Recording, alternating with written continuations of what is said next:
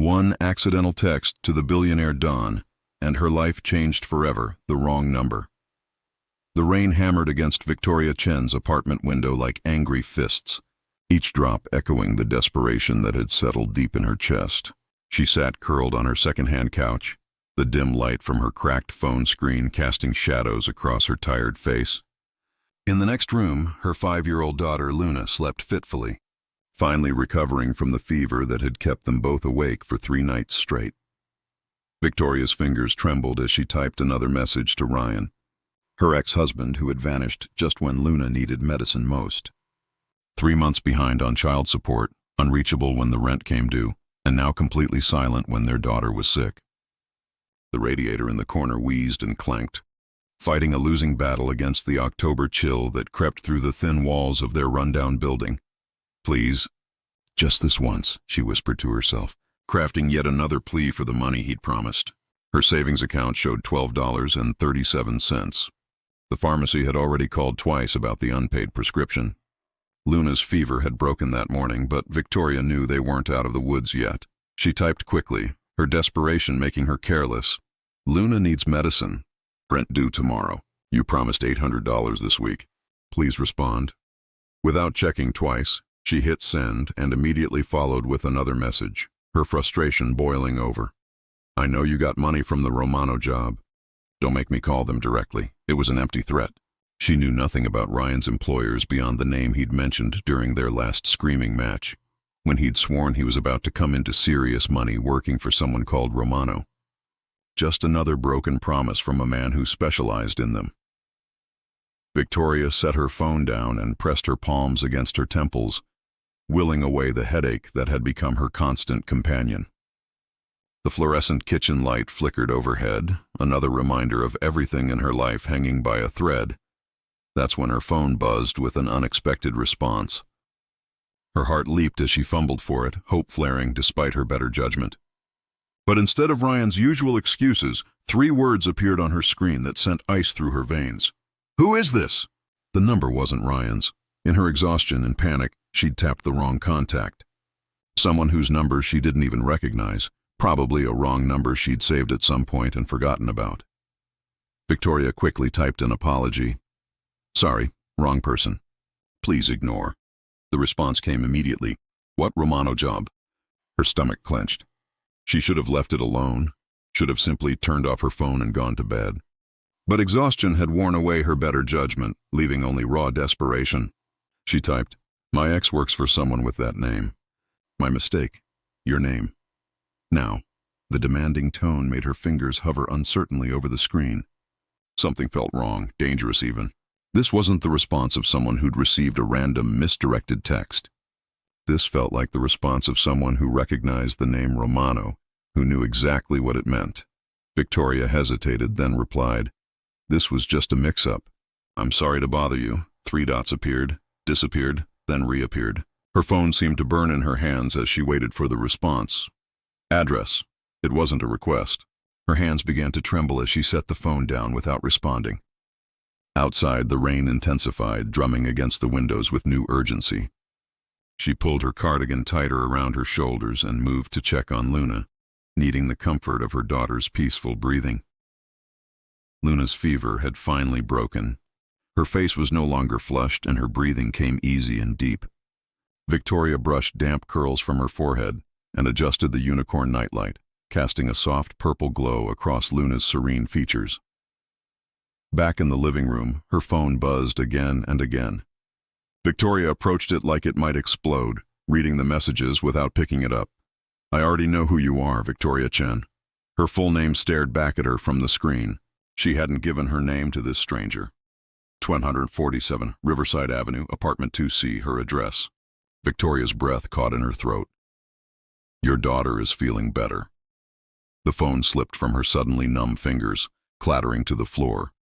How could this person possibly know about Luna? About her illness? Victoria snatched the phone back up, her hands shaking so badly she could barely hold it steady. Her mind raced through possibilities. Was this Ryan playing some twisted game? Had she stumbled into something far more dangerous than an unpaid bill?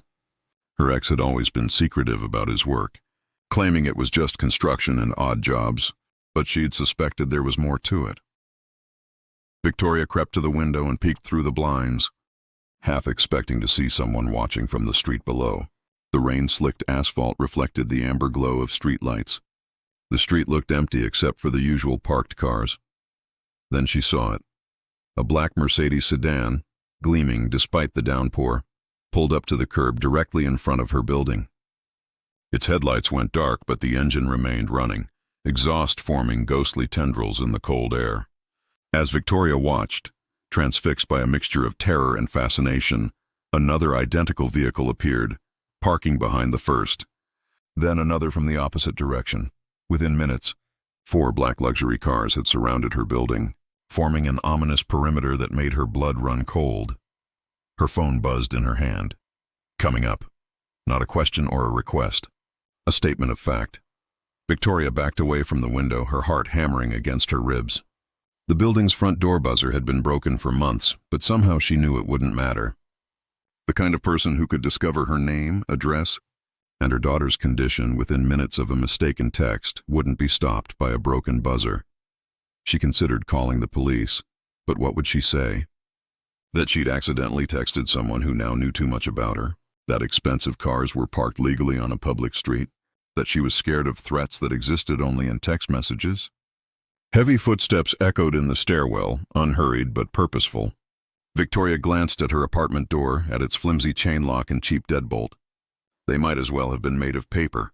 The footsteps stopped outside her door. Silence stretched for what felt like eternity. Then her phone lit up with another message. "Open the door, Victoria." She clutched the phone to her chest, backing toward Luna's room. She should wake her daughter, hide her somewhere safe. But where could they possibly go? They were 2 floors up with no fire escape, no back exit. They were trapped. A soft knock finally came, so controlled and measured that it frightened her more than pounding fists would have. Her phone buzzed again. "I'm not here to hurt you or Luna, but we need to talk about Ryan." Ryan, not her ex or her daughter's father. This person knew Ryan personally. Against every instinct screaming for her to run, Victoria found herself moving toward the door. Survival mode had kicked in, and somehow she knew that whatever waited on the other side wasn't something she could escape from. Better to face it head-on than be hunted. Her hand hovered over the deadbolt. One turn and she would come face to face with whatever nightmare Ryan had dragged them into. One turn and everything would change forever. Victoria opened the door. The hallway light silhouetted him, casting his face in shadow while illuminating hers. She could see only the outline of broad shoulders in an impeccably tailored dark coat, the subtle gleam of an expensive watch, and the controlled rise and fall of his chest. He smelled of cedar and leather and something she couldn't identify, something that spoke of power and danger. Behind him stood another man, larger and more obviously threatening, with hands clasped before him and eyes that never stopped moving, assessing every angle of the hallway. The first man stepped forward just enough for the dim light from her apartment to reveal his features. Sharp cheekbones, a strong jaw darkened by 5 o'clock shadow, and eyes so intensely dark they seemed to absorb light rather than reflect it. His hair was black and perfectly styled despite the rain, and when he spoke, his voice was a low rumble that sent warning signals racing along her spine. "Victoria Chen," he said, and it wasn't a question. Another statement of fact from a man who clearly dealt in certainties. "I believe we need to discuss your relationship with Ryan Torres." Victoria gripped the doorframe for support, her knees threatening to buckle. "Who are you?" His lips curved into something too calculating to be called a smile. "My name is Dante Romano, and your ex-boyfriend has stolen something very valuable from my organization." In that moment, Victoria realized her desperate text hadn't just reached the wrong number. It had reached the exact wrong person in the entire city. The man Ryan had robbed, the man whose name she'd carelessly dropped in her threat. And now he was at her door with luxury cars surrounding her building and men who moved like predators, all because of one mistaken text message that had sealed their fate. The weight of her mistake crashed down on her like a physical blow. This wasn't just about unpaid child support anymore. This was about survival, about protecting Luna from whatever dangerous world Ryan had pulled them into. And standing before her was either their salvation or their destruction. She tried to close the door, a reflexive gesture born of pure panic. Dante's hand shot out, palm flat against the wood, stopping it with effortless strength. He didn't force it open wider, just prevented her retreat. "That would be unwise," he said quietly, his dark eyes flicking past her into the apartment. "Your daughter is sleeping peacefully. Let's keep it that way, shall we?" The mention of Luna from his lips made Victoria's blood turn to ice. It was one thing to see her daughter's name in a text message, another entirely to hear this dangerous man acknowledge her presence just rooms away. "I don't know anything about what Ryan did," Victoria whispered, hating the tremor in her voice. "We've been separated for over a year. He barely visits Luna." Dante's gaze remained fixed on hers, searching for deception with the intensity of a man accustomed to lies. "Yet you know enough to mention my name to threaten him with it." "It was just a name he dropped once." "Said he was working a big job for someone important." Her voice broke slightly. "I was desperate. He owes child support. Rent's due tomorrow. I was bluffing." Something shifted in Dante's expression, not softening exactly, but recalculating. The larger man behind him received a call, murmuring responses too low for Victoria to hear. "May I come in?" Dante asked, though the politeness of the words didn't disguise that it wasn't really a question. "Unless you'd prefer to have this conversation where your neighbors might overhear." As if summoned by his suggestion, a door down the hall creaked open. Mrs. Patterson, the retired teacher who sometimes watched Luna for her, peeked out with concerned eyes. "Everything all right, Victoria?" she called, her voice wavering but determined. Dante turned slightly, offering Mrs. Patterson a smile that transformed his entire demeanor, suddenly charming and non-threatening. "Just bringing Victoria some paperwork from the office." "Sorry to disturb you so late, ma'am." Mrs. Patterson hesitated, glancing between them uncertainly. Victoria forced a smile that felt like broken glass. "It's fine, Mrs. P, thank you." The older woman nodded reluctantly before retreating, the click of her lock echoing in the hallway. "Office paperwork?" Victoria said flatly when they were alone again. "Seemed better than your ex stole from me and now I'm here to collect," Dante replied, his voice low and matter-of-fact. "Now may I come in? I promise you and Luna will be safer if you cooperate." The threat was velvet-wrapped but unmistakable. Victoria stepped back, allowing him into her small apartment. His presence immediately seemed to shrink the space, as if the air itself made room for him. The bodyguard remained outside, positioning himself beside her door like a sentinel. "Marcus will ensure we're not disturbed," Dante explained, noting her glance at the man now guarding her apartment. He surveyed her living room, the shabby furniture, the basket of unfolded laundry, Luna's scattered toys, with an unreadable expression. There was no judgment in his gaze, just careful assessment. "Tell me what Ryan took," Victoria said, folding her arms across her chest in an attempt to reclaim some control in a situation spiraling beyond her grasp. "And why you think I would know anything about it." Dante unbuttoned his coat, a casual gesture that nonetheless made Victoria acutely aware of the weapon she was certain he carried. He met her eyes with unsettling directness. "Ryan Torres didn't just take money from me, Victoria. He took information that could get people killed, including potentially his own daughter." "Dangerous sanctuary. My daughter has nothing to do with this," Victoria said, her voice surprisingly steady despite the fear coursing through her veins. She positioned herself between Dante and the hallway leading to Luna's room, a futile gesture against someone who clearly possessed resources she couldn't begin to comprehend. Dante remained standing, his presence dominating her small living room like a storm cloud. "I'm afraid that's where you're wrong. The moment Ryan decided to betray me, everyone connected to him became involved." He gestured toward the couch. "Sit down, Victoria. This will be easier if we're both comfortable." There was nothing comfortable about this situation, but Victoria sank onto the couch anyway, perching on its edge, ready to bolt despite having nowhere to run. Dante didn't join her. Instead, he moved to the window, peering through the blinds at the street below where his men waited in their vehicles. "Ryan worked for me for 2 years, he said, his back to her. "Nothing significant, mainly running packages, making deliveries, handling small transactions.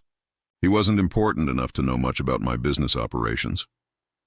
He turned, fixing her with those penetrating dark eyes, until 6 weeks ago when he was tasked with delivering a flash drive containing sensitive financial information. "And he stole it," Victoria finished, the pieces falling into place.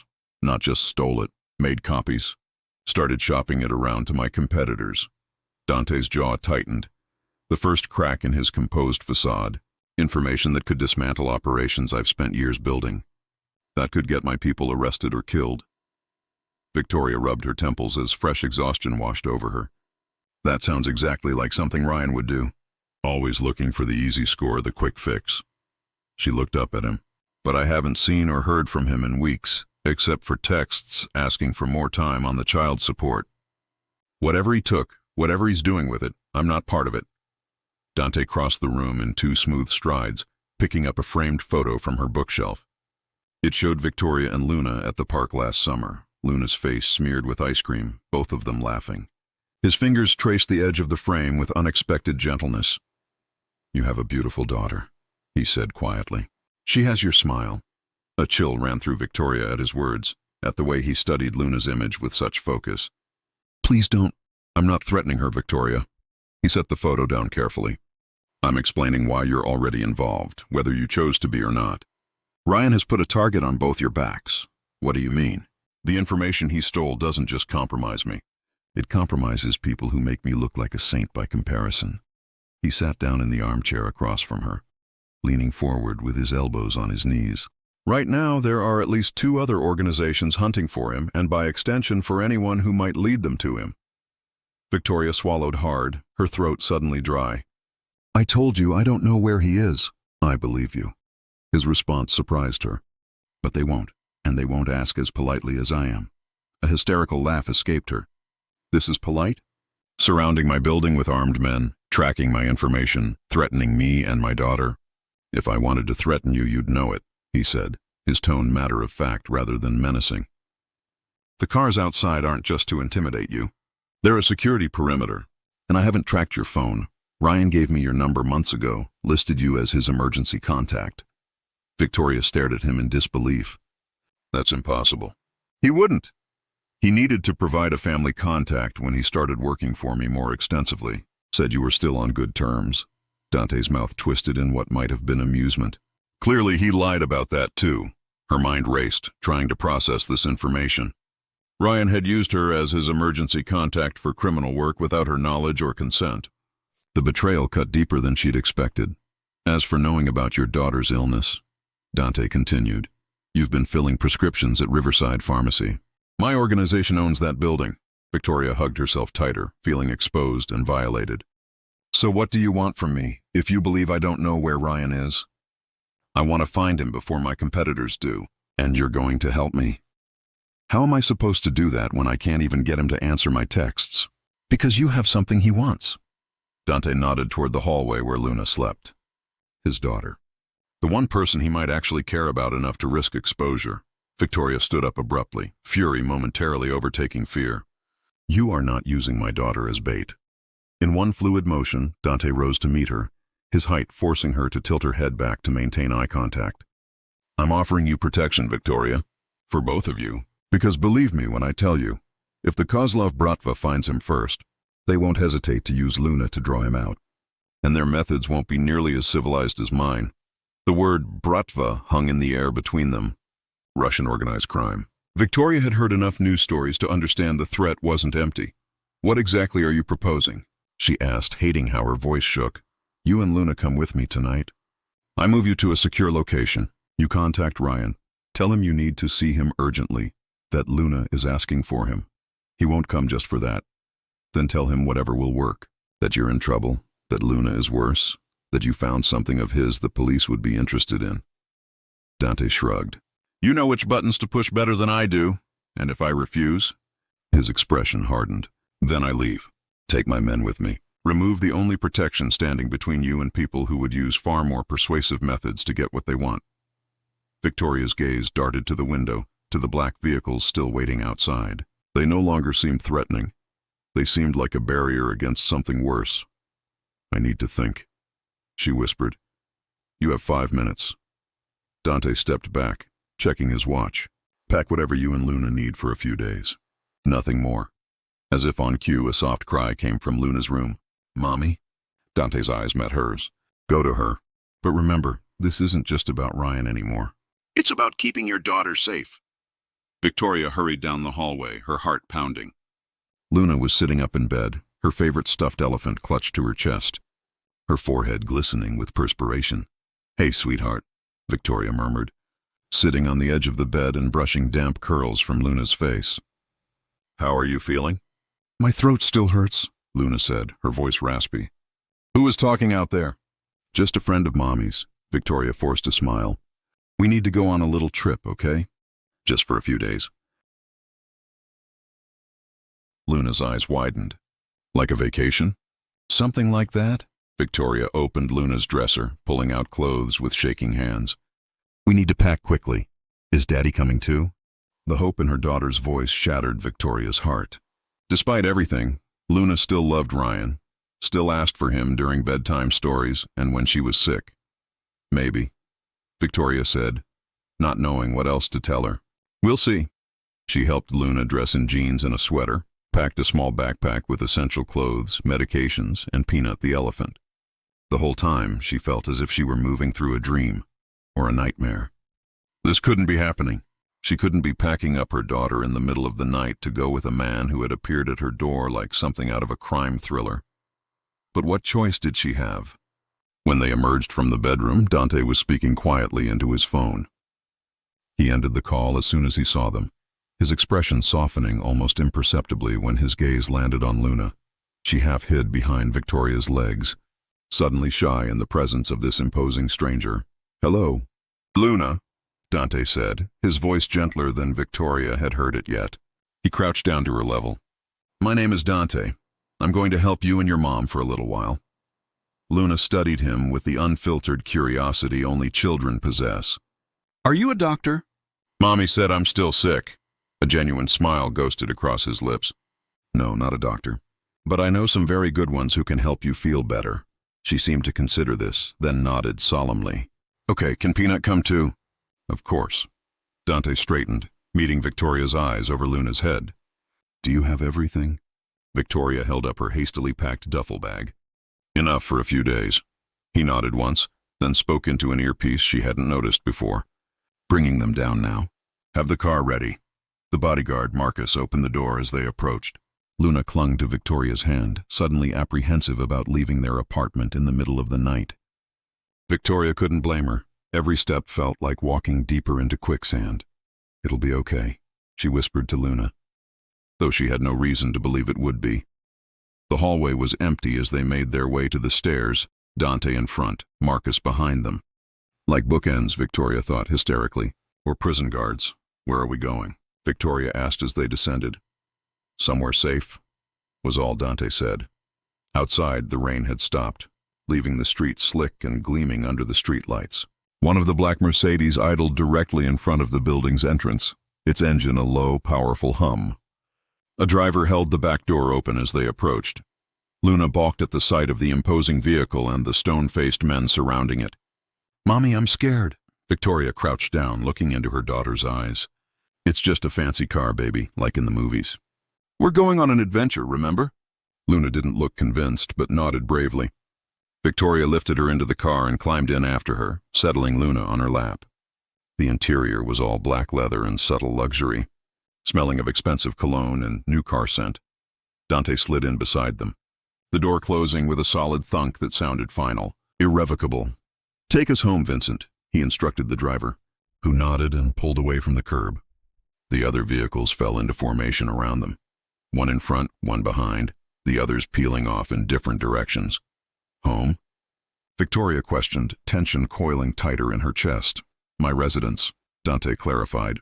"It has the best security of any property I own. You'll be safe there until we locate Ryan." Luna had already started to doze against Victoria's shoulder, exhaustion and medication pulling her back toward sleep despite the strange circumstances. Victoria envied her daughter's ability to escape, however temporarily. "This is kidnapping," Victoria said softly, mindful of Luna's presence. Dante's eyes flashed in the darkness of the car. "This is protection. If I wanted to kidnap you, you wouldn't have had time to pack." They rode in tense silence for several minutes, the only sounds Luna's soft breathing and the occasional murmur from the driver's radio.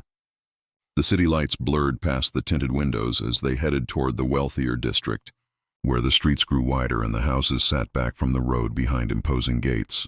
I still don't understand why Ryan would steal from you, Victoria finally said. He's dishonest and selfish, but he's not stupid. He must have known you'd come after him. People make poor decisions when they're desperate, Dante replied, or when they think they've found a way to solve all their problems at once. What was on that flash drive that's worth all this? His jaw tightened. Financial records, client information, transaction details. Enough to bring down networks it took years to establish. Victoria shifted Luna to a more comfortable position, her daughter's weight growing heavy against her. And you think he'll just hand it over if I ask? No. Dante's gaze was unflinching. I think he'll come running when he realizes I have you and his daughter, and then he'll have no choice but to return what he stole. The cold calculation in his voice sent a shiver through Victoria. You're using us as bait after all. I prefer to think of it as leveraging available assets.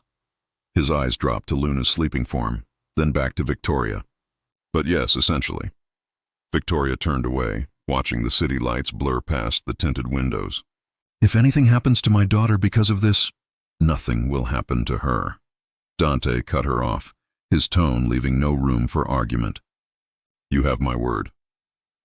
The word of a criminal. The word of a man who understands the value of family, he countered. More than your ex-boyfriend ever did, it seems. Before Victoria could respond, the Mercedes slowed, turning onto a private drive flanked by stone pillars. An iron gate swung open to admit them, closing immediately behind their convoy. The driveway curved through expertly landscaped grounds before revealing a mansion that loomed against the night sky. All clean lines and modern angles, glass and stone merging seamlessly. Welcome to my home. Victoria, Dante said as the car came to a stop in the circular driveway. For now, it's yours too. 3 days passed in a strange suspension of reality. Victoria and Luna lived in luxury she'd never imagined. A guest suite larger than their entire apartment. Meals prepared by a private chef. Clothes that appeared as if by magic to replace their hastily packed belongings. Luna, recovered from her illness and delighted by the mansion's amenities, treated it like the world's most elaborate playdate. But beneath the surface, comfort, tension simmered. Dante's men were a constant presence, polite but watchful. Victoria knew she wasn't a guest.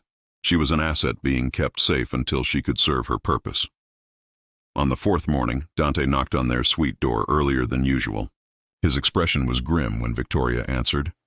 We've located Ryan, he said without preamble. My sources say he's planning to leave the country tonight. It's time, Victoria's stomach clenched. Time for what? To make contact, to draw him out. Dante stepped into the sitting room, his movements tense with controlled energy. Are you ready? Luna was playing with blocks in the bedroom, safely out of earshot. Victoria closed the door partway and faced Dante with as much courage as she could muster. What exactly do you need me to do?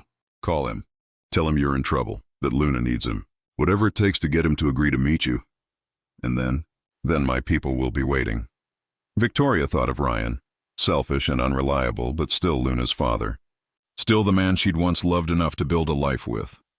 What happens to him afterward? That depends entirely on him, Dante replied. If he cooperates, returns everything he stole, he might walk away from this.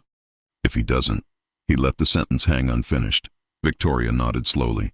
She'd made her choice 3 days ago when she'd accepted Dante's protection. There was no turning back now. The phone call was easier than she'd expected. Ryan answered on the second ring, his voice tight with paranoia and fear.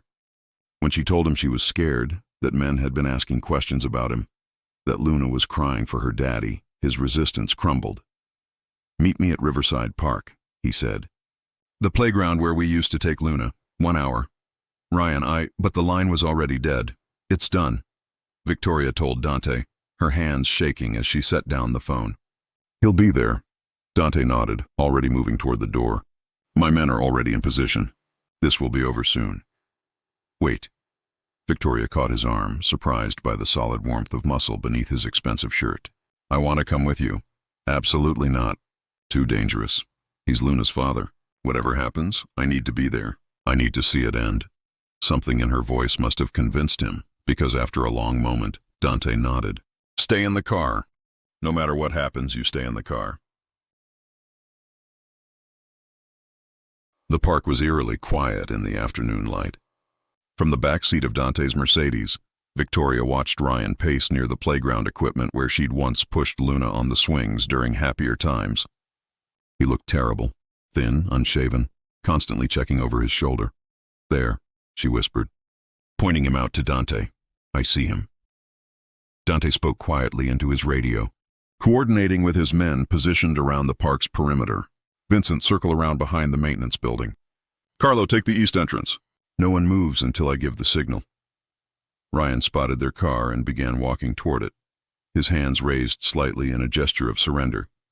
He looked older than Victoria remembered, worn down by weeks of looking over his shoulder. Dante got out of the car slowly, his hands visible but ready. Victoria watched through the tinted glass as the two men faced each other across 10 feet of empty space. "Ryan Torres," Dante said, his voice carrying clearly in the still air. "You have something that belongs to me." "I know why you're here," Ryan replied, his voice shaky but defiant. "But I don't have it with me." "Then you'd better retrieve it quickly. My patience has limits. I want to see Victoria first. And Luna. I want to know they're safe." Dante glanced back at the car, then stepped aside. "She's here. But the child is somewhere secure." Victoria felt her cue. She opened the car door and stepped out, staying close to the vehicle as Dante had instructed. Ryan's face crumpled with relief when he saw her. "Vic, thank God. I was so worried when I couldn't reach you. Are you okay? Is Luna okay?" "We're fine, Ryan. Better than we've been in months. Actually." The truth in her words seemed to surprise them both. "I never wanted you involved in this," Ryan said, taking a step toward her before stopping when Dante shifted position slightly. "Everything I did, it was for you and Luna, to give you a better life. By stealing and putting us in danger." Victoria's voice was steady, calm. "By planning to take Luna away from me." Ryan's face went white. "How did you—" "The backpack, Ryan. Her passport." "The money. Did you really think I wouldn't figure it out?" "I was protecting her," Ryan said desperately. "These people, they would have used her to get to me. I thought if I took her somewhere safe." "Safe?" Victoria's composure finally cracked. "You were going to kidnap our daughter and use her as a human shield." "It wasn't like that." "Enough," Dante interrupted, his voice cutting through their argument like a blade. "You have exactly 60 seconds to tell me where the drive is, or this conversation ends very differently." Ryan looked between them, seeming to realize for the first time that Victoria wasn't here as his ally. "You're working with him." "I'm protecting our daughter from the mess you created," Victoria replied. "Something you should have done from the beginning." For a long moment, the park was silent except for the distant sound of traffic. Then Ryan's shoulders sagged in defeat. "It's in a safety deposit box at First National Bank downtown. Box 247. He reached slowly into his jacket and produced a small key. "This is the only copy." Dante took the key, examining it briefly before pocketing it. "And the copies you made?" "Destroyed. I swear on Luna's life they're destroyed. For your sake." "I hope that's true." Dante nodded to his men, who began closing in from their positions around the park. "Wait!" Ryan called out as they approached. "What happens to me now?" Dante considered this for a moment. "You disappear tonight. Leave the city, leave the state. Don't contact Victoria or Luna ever again. If you surface anywhere in my territory, if you try to reach your daughter, if you breathe wrong in my direction, there won't be a conversation next time. But Luna is better off without you," Victoria said, the words final and absolute. "She'll grow up safe, loved, and protected. That's more than you ever gave her." As Dante's men escorted Ryan away, Victoria felt a strange mixture of sadness and relief. A chapter of her life was closing, but for the first time in years, she felt hope for the future. Back at the mansion that evening, after Luna was asleep, Victoria found Dante in his study. He was standing by the window, looking out at the gardens illuminated by soft landscape lighting. "It's over," he said without turning around. "The drive has been recovered. Ryan will honor our agreement. He's too scared to do otherwise." "And what happens to us now?" Victoria asked, echoing the question that had been circling in her mind all day. Dante turned to face her, his expression unreadable. "That depends on what you want to happen. You said you'd provide new identities, help us disappear. I did. And I will, if that's what you choose." He moved closer, stopping just within arm's reach. "But I'd like to offer you an alternative." "Which is?" "Stay. Not as a prisoner or a guest, but as something more. His voice was quiet, intense. You've shown more courage and intelligence in 4 days than most people display in a lifetime. You protected your daughter, made impossible choices, faced down danger without breaking. Victoria stared at him, trying to process what he was suggesting. You want us to be part of your world? I want you to be part of my life, he corrected. The business will always be there, but it doesn't have to define everything. Luna would have the best education, complete security, every opportunity I can provide. And you? He reached out, gently touching her cheek. You would be cherished, protected, valued as you deserve. The touch sent warmth spreading through Victoria's chest. Over the past few days, she'd seen glimpses of the man beneath the criminal exterior. The way he gentled his voice around Luna. The care he'd taken to ensure their comfort. The respect he'd shown even in the midst of using them for his own purposes. It's a dangerous world you're asking us to enter, she said softly. Every world has its dangers. At least in mine. You'd never have to worry about rent money or medicine for Luna. Never have to beg an ex-husband for child support or work 3 jobs just to survive. Victoria thought about their old life, the constant stress, the financial uncertainty, the loneliness of single motherhood. Then she looked around Dante's study, at the evidence of wealth and power that could provide Luna with every advantage. But more than that, she thought about the way Dante looked at her. Not as a burden or an obligation, but as someone valuable. Someone worth protecting. If I say yes, she said carefully, what would that look like? What would you expect from me? Partnership, he replied immediately. Someone who understands my world but isn't consumed by it. Someone who can challenge me, ground me, remind me what truly matters.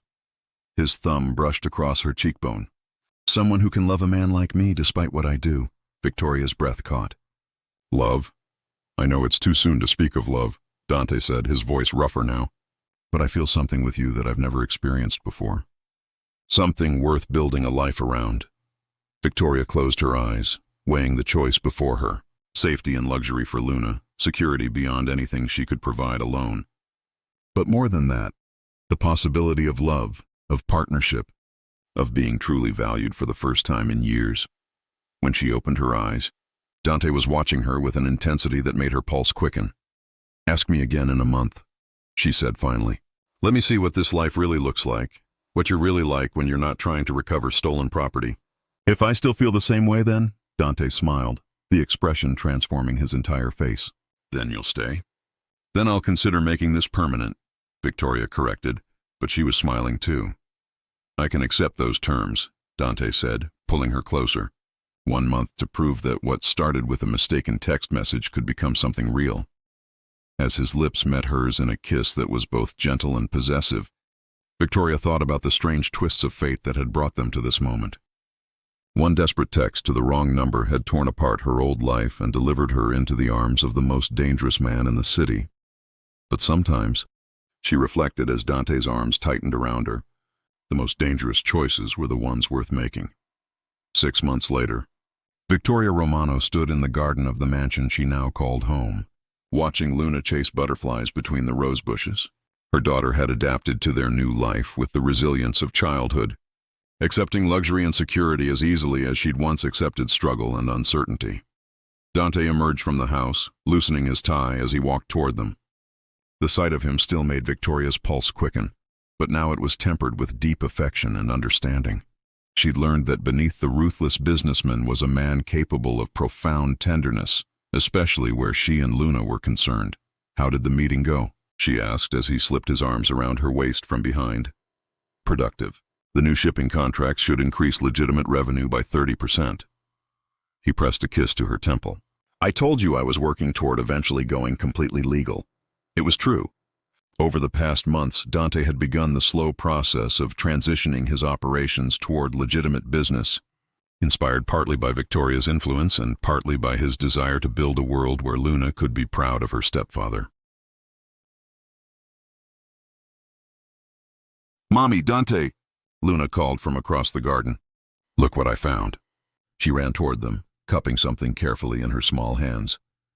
When she opened them, a monarch butterfly sat motionless on her palm for a moment before taking flight, dancing up toward the evening sky. Make a wish, Victoria told her daughter, remembering an old superstition her own mother had taught her. Luna closed her eyes tightly, her face scrunched in concentration. When she opened them, she was grinning. "What did you wish for?" Dante asked, crouching down to her level. "I can't tell you or it won't come true," Luna said solemnly, but it was something really, really good. As they walked back toward the house together, Victoria's phone buzzed with a text message. For just a moment, her heart clenched with remembered fear, but the number was familiar, the message harmless. Just her friend Sarah confirming their lunch plans for next week. "Everything okay?" Dante asked, noticing her momentary tension. "Perfect," Victoria replied, and meant it. "Just remembering how different things used to be. Any regrets?" His question was casual, but she could hear the underlying concern. Victoria looked around at their life, the beautiful home, the security, the love that had grown between them. Luna's laughter echoing from the house where she'd run ahead to wash her hands before dinner. "Only one," she said, smiling up at him. "I wish I'd sent that text to the wrong number sooner." Dante laughed, the sound rich and warm in the gathering dusk. "In that case, remind me to send a thank you note to fate." As they entered their home together, Victoria reflected on the strange journey that had brought them here. One desperate message sent to the wrong number had destroyed her old life completely and given her everything she'd never dared to dream of having. Sometimes, the most beautiful love stories began with the most unlikely mistakes. Thank you so much for joining me for this story. If you enjoyed the story, One Accidental Text to the Billionaire, Don, please don't forget to hit that like button and subscribe to the channel for more thrilling stories. Your comments mean the world to me. Let me know what you thought and what kind of stories you'd like to see next. Until next time, keep reading and stay mysterious.